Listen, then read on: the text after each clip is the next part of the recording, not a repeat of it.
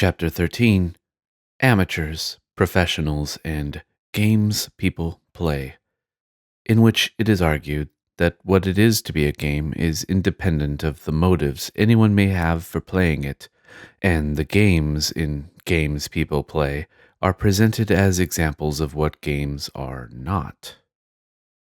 Your account of Lusory Attitude, I continued, is expressed by that part of your definition which states that a game player accepts the limitation of means which the rules demand just because such acceptance makes possible such activity.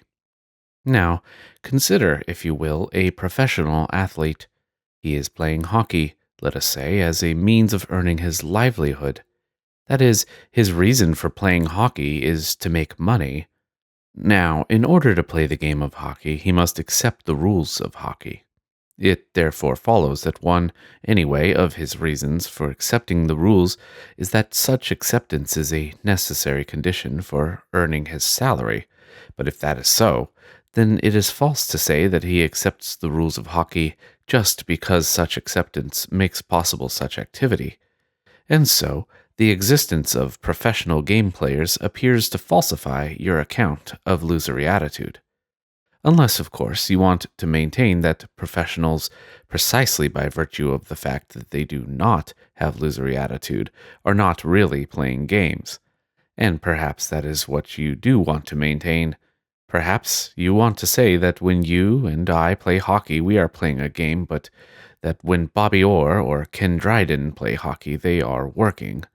So my present response to your definition is more of a query than a criticism, since your account of Lusory Attitude appears to force you to make a choice between two alternatives, either the admission that your definition is incorrect, or else the claim that professional athletes are not playing games. My question is, which alternative you wish to choose? I reject both alternatives, Skepticus, replied the Grasshopper. Let me first argue in support of the proposition that professionals are genuine players of games, and then return to a defense of my formulation of Lusory Attitude. Professionals. I would like to make a distinction between what may be called an amateur and what, with some latitude, may be called a professional player of games. By amateurs, I mean those for whom playing the game is an end in itself, and by professionals, I mean those who have in view some further purpose which is achievable by playing the game. Professional players of chess or bridge, as well as professional athletes, are obvious examples of such players, but let us extend the term to include players who play games for the sake of any further purpose whatever. For example, to decide an issue, let's play a hand of poker to see who goes into town for more beer. To achieve the greatest good for the greatest number. You know how I hate bridge, but since you need a fourth, I'll play this once. To gain approval. Percy joined the football team because Gwendolyn fancies football players. And so on. Now, what plausibility there is in the contention that professionals are not really playing games arises, I suspect, from the undeniable fact that the attitudes of amateurs differ from the attitudes of professionals towards the games they play. Thus, although the beer drinkers, the fourth at bridge, and Percy all find the playing of games acceptable undertakings in aid of accomplishing further purposes, it is clear that these purposes are, or at least could very well be, more important to them than the games themselves. If the beer drinkers were to discover an overlooked case of beer, they might have no wish to play the hand of poker.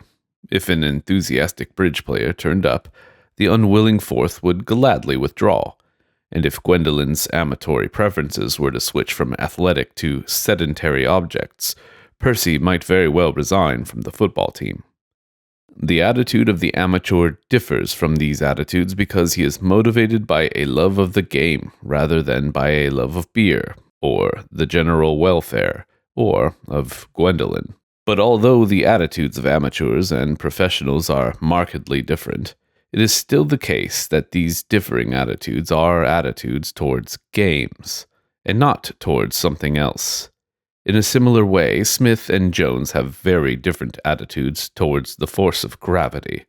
Smith, who is trying to get a rocket into space, deplores it.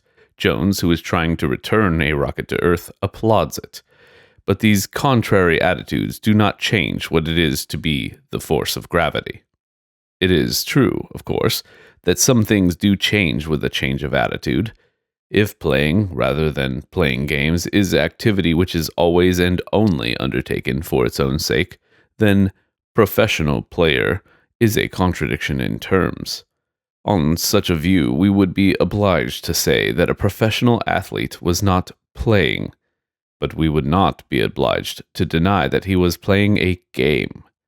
In the same way, while we would not want to say that a concert violinist was at play during his recitals, we would presumably want to grant that he was playing the violin. Lusory Attitude. But you are wondering, Skepticus, how I can square my belief that professionals are playing games with my account of Lusory Attitude. For you believe that that account implies that only amateurs can play games, since it holds that anyone who plays a game accepts the rules of the game just because such acceptance makes possible such activity. That is, you interpret the phrase just because as necessarily excluding everything except the reason that such acceptance makes possible such activity. And I admit that that is a reasonable interpretation of the phrase just because. But there is another interpretation which is equally reasonable, and so I welcome the opportunity to clarify this part of my definition. Where A is some action, and R is a reason for performing A, you, Skepticus, interpret the phrase A just because R to mean 1. R is always a reason for doing A, and there can be no other reason for doing A. But I interpret the phrase A just because R to mean 2. R is always a reason for doing A, and there need be no other reason for doing A. Thus, a player's acceptance of rules because such acceptance makes possible such activity is the only reason he must have in playing a game, but it is not the only reason he may have. But even the additional reasons he may have are limited to a very narrow class. For, as will become evident a bit later on, he can have no reason for accepting the rules which is not also a reason for playing the game. My account of Lusory Attitude accordingly permits such an attitude to associate, as it were, with other reasons a player may have for playing a game, and therefore, for accepting the rules of the game, without that attitude somehow being destroyed or contaminated by such an association. That is, I am not committed to the position that playing a game for some further purpose somehow falsifies the proposition that a game is really being played. Nor, although extra-lusory purposes can be accomplished by playing games, is it necessary either to have or to accomplish such purposes in order to be playing a game. That is, such purposes are no part of the definition of game playing. My account of Lusory Attitude is intended to rule out not professional players of games, but the following kind of quasi-game player. Smith arrives at the starting line of the 200-meter finals just as the race is about to begin. He has only that moment learned that a time bomb has been planted in the grandstand at the finish line, which is located on the other side of the oval track at a point directly opposite the starting line, and that it will go off in a matter of seconds. The information has so shocked Smith that he is temporarily bereft of speech, and so cannot warn anyone of the impending catastrophe. His first impulse is to run straight across the infield and defuse the bomb, but he sees with dismay that the infield has been fenced off with a high chain-link barrier, evidently to protect spectators and participants from the 50 or so man-eating tigers that roam hungrily inside that enclosure. At the instant Smith realizes that his only hope of getting to the bomb in time is to make a half-circuit of the track, the starting gun is fired, and Smith, and the other entrants are off and running hard. Now, I put it to you, Skepticus, that the other runners are playing a game, but that Smith is not. And that this is so because the other runners have Lusory Attitude and Smith does not. Let me explain. Two rules relevant to Lusory Attitude are at issue in this episode. The rule which requires entrants to begin running at the same time from the same point, and the rule which requires that they do not cross any part of the infield. Now, through a series of uncanny coincidences, Smith finds himself observing both of these rules, but his reason for doing so is quite different from the reason that the other contestants have for observing the rules. If Smith had arrived at the starting line earlier, he would have begun running earlier, and if the infield had not been barred by a tiger-filled enclosure, he would have cut straight across the infield.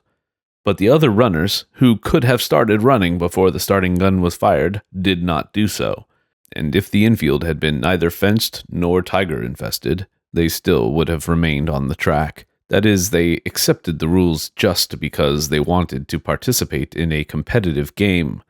But Smith acted within the constraints because that was the only way he could get speedily to the bomb. Clearly, his attitude towards the rules was not that they had made possible a foot race, for if he had found his voice or if the infield had been safe and clear, he would not have been running around the track at all. Smith's attitude, I suggest, puts the difference between amateurs and professionals into proper perspective. For although professionals and amateurs admittedly have different attitudes towards the games that they play, they have the same attitude towards the rules of those games, an attitude which is the opposite of Smith's. For let us suppose that the other runners had all been professionals rather than amateurs. They still, unlike Smith, could not jump the gun or cut across the infield without utterly defeating their professional purposes. For it is excellence in playing a game, and in playing a game alone, which serves those purposes. They are using a game, to be sure, but they are using a game by playing it. Smith is using a game without playing it. They are contestants. He is an opportunist. And so when Smith, after getting to the finish line ahead of the other runners and defusing the bomb, is disqualified from the race for having interfered with another runner at the second turn, he simply chuckles to himself and goes about his business. The same sort of attitude is illustrated somewhat more poignantly in a cartoon which appeared in, I believe, Playboy magazine. It shows a flock of maidens being cast into a fiery pit before some pagan altar, while a number of others are waiting their turn in line. One of these turns to her neighbor and remarks, "The joke's on them. I'm not a virgin." I believe I have satisfactorily defended the definition against the dilemma you advanced against it, Skepticus, but before we leave the question of Lusory Attitude, I would like to make a bit more clear, if I can, what it means to play a game as instrumentality, that is, to be what we have called a game-playing professional. For there is some danger that the conclusion we have drawn, that games can function as instruments without thereby ceasing to be games, may be confused with the proposition that games are essentially instruments of one kind or another. Our view of games occupies a middle position between two extreme positions, which we reject. What may be called, on the one hand, radical autotelism, and on the other hand, radical instrumentalism. Radical autotelism is the view that unless games are played solely as ends in themselves, they are not really games. That is, that amateurs alone are playing games. We have already rejected radical autotelism in arguing that professionals too are genuinely playing games. Radical instrumentalism is the view that games are essentially instruments, and we also reject that view because, to begin with, radical instrumentalism would evidently hold that Smith was playing a game. But since one widely read authority on games seems to be a radical instrumentalist, perhaps we should take a closer look at that doctrine. Radical instrumentalism. What does it mean for a game to be essentially an instrument for some further purpose? It means that in the absence of such a purpose, nothing worthwhile, or indeed intelligible, can be going on. Games so conceived are, of course, quite different from any of the cases of professional game playing that we have considered. For in those cases, although games were used for further purposes, those games were, and were known by their players to be, different from and, so to speak, detachable from the purposes to which they were put. Thus, any one of those games could be put to quite different purposes, and a number of different games could be put to the same purpose. The view I am calling radical instrumentalism is, in effect, the denial that games have such detachability and versatility. Games are in this view conceived as having their instrumental goals built into them, or, in the language of our definition, games are viewed as being essentially instruments for the achievement of prelusory goals. But such a view of games appears to be self-defeating, for excessive dedication to the attainment of prelusory goals has the effect of destroying the games in which those goals figure. Thus, Smith was not playing a game for the same reason that cheats are not playing games. Both are pursuing a goal whose attainment overrides obedience to the rules. The only difference between them is that the cheat actually breaks the rules of the game, while Smith, although he does not break any rules, would if he could. And Ivan and Abdul failed to create a ruleless game precisely because a ruleless game is an activity in which achievement of the prelusory goal has become the overriding concern of the participants, and thus fails to be a game. The queerness of radical instrumentalism becomes even more evident if we turn from the unorthodox behavior of cheats, Smiths, Ivans, and Abduls, and consider conventional games from the viewpoint of that doctrine. Chess becomes essentially a procedure for acquiring chessmen, hockey essentially a procedure for getting rubber discs into nets, and foot racing essentially a procedure for breasting tapes. The queerness of the doctrine lies in the fact that if games are essentially procedures of this kind, then they are as unsuited to their purposes as they could possibly be. And an obvious corollary is that one of the worst ways to achieve some practical objective, building a house, closing a business deal, gaining sympathetic attention, would be to make that objective the prelusory goal of a game. The attitude demanded by radical instrumentalism is inevitably one of radical ambivalence. It is perhaps the odd volitional posture Kolnai erroneously attributed to genuine players of games. This can be seen by making some modifications in the bomb defusing episode. Let us replay that race, but with the tiger-filled enclosure eliminated and under the supposition that Smith is keen upon winning the race as well as upon getting to the bomb in time. As the starting gun is fired, he believes that these two purposes can be accomplished by the same means, that is, by running as fast as he can around the track. But scarcely has he left the starting blocks when he realizes that these two goals are in conflict with one another, for he sees that cutting across the infield is a better way, speedily, to defuse the bomb than is running all around the track. Faced by this choice, Smith will do one of three things. 1. If he values winning the race more than defusing the bomb, he will stay on the track. 2. If he values defusing the bomb more than winning the race, he will cut across the infield.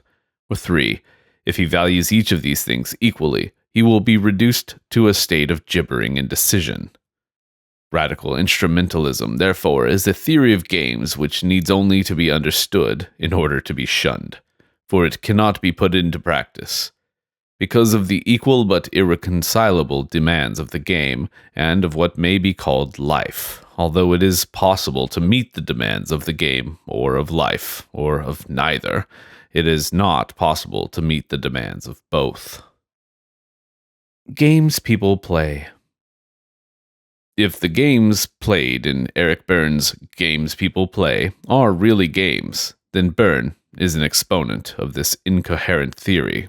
For the players of Bernian games are playing them only in order to gain what Berne calls strokes, a stroke being a unit, so to speak, of social recognition. It is true that the attitude towards games that I have called professionalism also permits the playing of games in order to gain recognition. Indeed, the best athletes are probably motivated by this consideration most of the time. But while an athlete gains recognition as the result of performing some feat, for Burns players of games, the feat performed is the gaining of recognition. Or, in the language of my theory, the gaining of recognition is the prelusory goal of the games that Burns people play. Although that difference is the crucial difference between Burnian games and the things conventionally called games, two other important differences figure in his account of games. Let us note them now for future reference. The first is that Burns players play games only because they are more or less neurotic. And the second is that games they play are more or less unconscious. Because it is my contention that radical instrumentalism is a self-contradictory principle, it will be interesting to see what happens to Byrne as he applies that principle to the interpretation of the behavior of his subjects. For we may confidently predict that, as with Smith in the replayed race, one of three things will happen. 1.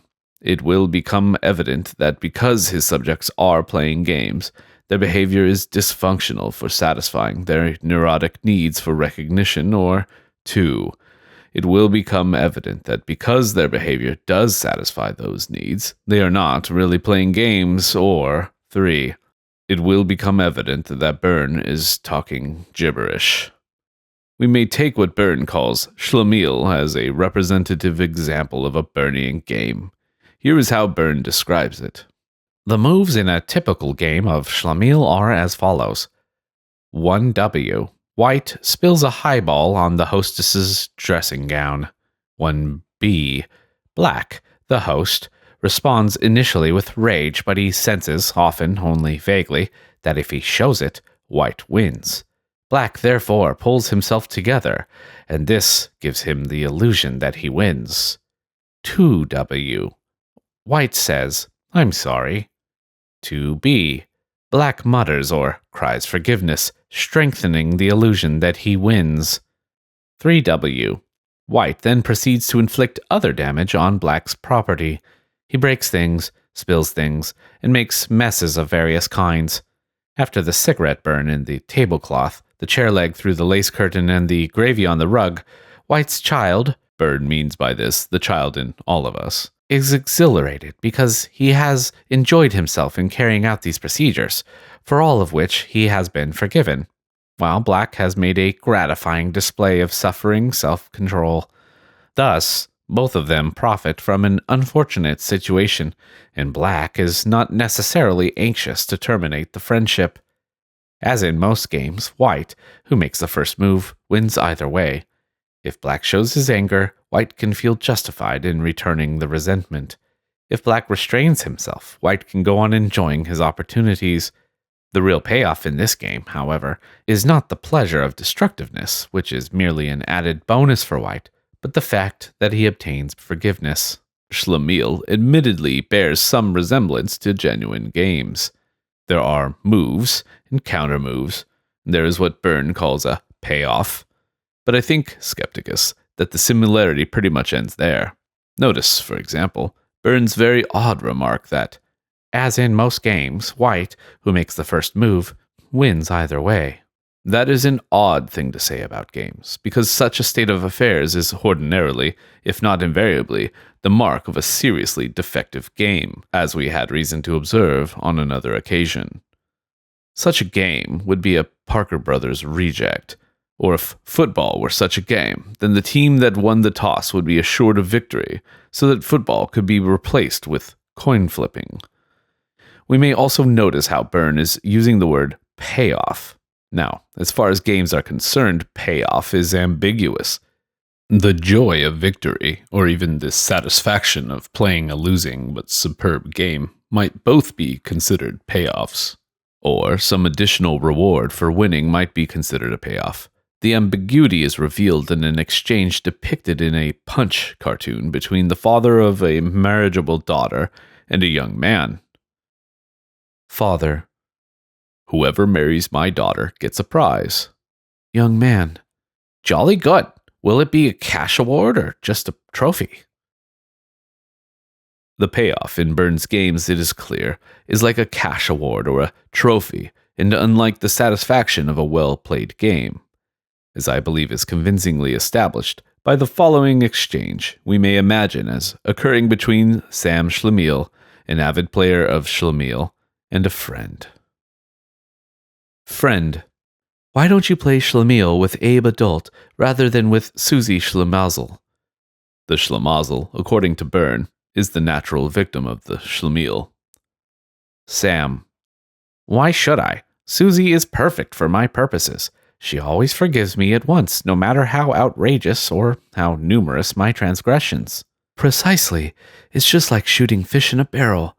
But you'll get some really good play with Abe. He's not all that easy to fool. Good heavens, that's not a reason for playing with him. Do you suppose I play Schlemiel for the fun of it? I certainly thought you did. Aren't you playing a game? Not that kind of game. I'm not out for sport, old man. Sport I can do without. But if I don't get my strokes, I'll go to pieces. A player of Schlemiel, it is clear, values the strokes, not the activity directed to producing the strokes. For, if either of two conditions existed, the player of Schlemiel would not play it. 1. If he was getting sufficient doses of forgiveness in the ordinary course of events, or 2. If he had overcome his neurotic need for strokes of this kind. But such an attitude is utterly unlike the attitude of golfers and chess players.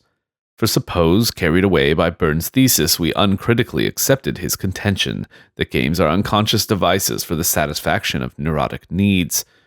We have a friend who is devoted to golf, and so we try to cure him of his mania. We set him to filling holes in the ground with golf balls in his backyard. After a week of this, we call upon him and confidently inquire whether he has now been cured of golf. With a pitying grimace, he flings his golf clubs into the trunk of his car and speeds off to the country club. Or we try to cure another friend of chess by inundating him with chessmen. They arrive at his house by mail, by special messenger, by van. When we call upon him later to observe how his convalescence is progressing, we find that he has moved his chess table out of the front porch because his house is so full of chessmen that there is no room to play chess. If the games that Byrne's people play are really games, then Byrne is committed to absurdities of this kind, and he is revealed as talking gibberish.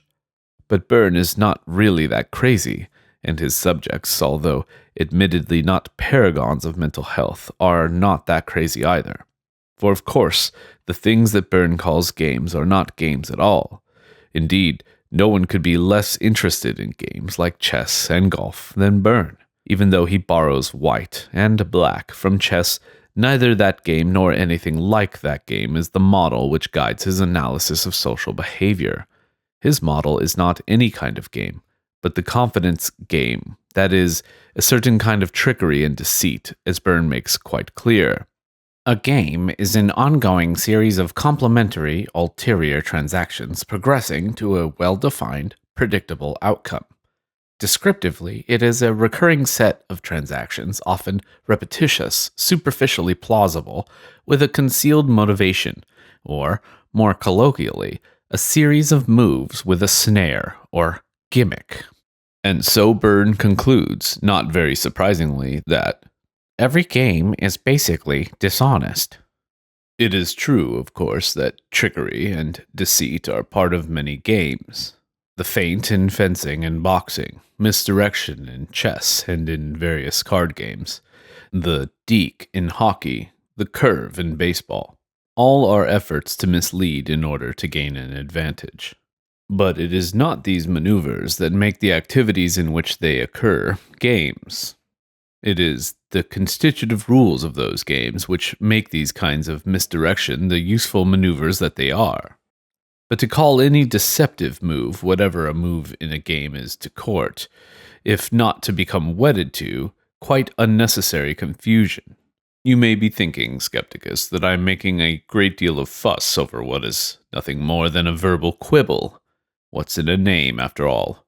3 considerations have prompted my interest in Byrne's use of the word game, and while 2 of these considerations lead me to deplore that usage, the third is a consideration of a different kind. 1. There is no point in being muddled when it is just as easy to be clear. I suggest that the phrase working a con could be substituted for the phrase playing a game wherever the latter occurs in Burns' discussion with no loss in meaning and with a definite gain in clarity.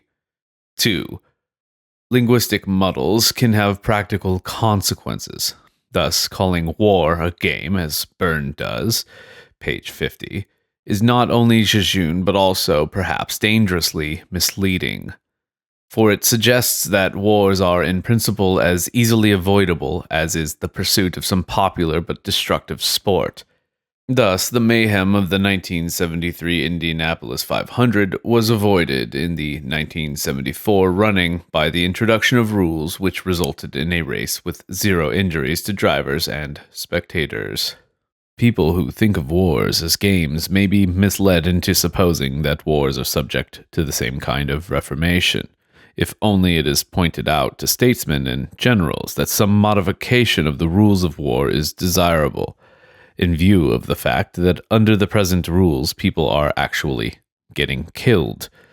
Or, if war were a game, it would be perfectly appropriate to congratulate the general on his sportsmanlike conduct in declining to gain an advantage over his opponent by launching a surprise attack. As Ivan and Abdul would say, "Tell it to Moishe Dayan." 3. But in fact, my primary purpose is not to chastise Byrne, whose analysis of certain common forms of social behavior may be first-rate, for his casual use of the word game, because he is by no means the only offender.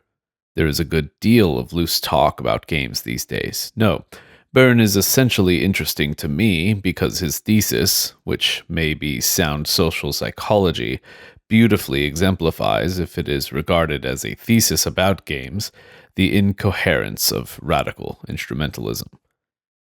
A final point of interest to us emerges from Byrne's account, Skepticus. At the end of his book, he contrasts a condition he calls autonomy with the neurotic dependence characteristic of people who play games.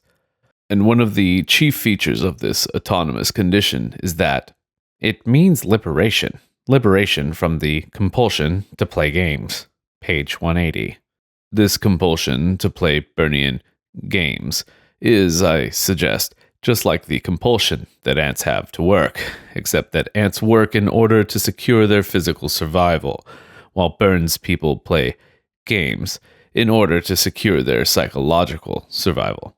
And just as ants would have no reason to work if they achieved a condition of economic autonomy, as in independence, so Byrne's players, Byrne is saying, would have no reason to play games if they achieved a condition of psychological autonomy. Now this is very interesting to me, Skepticus, for it brings to very sharp focus the irreconcilable difference between the things Byrne calls games and the things I call games.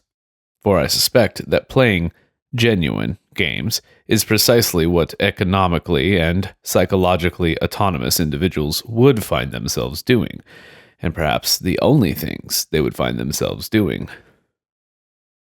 Those were the Grasshopper's final words to me in defense of his definition of games.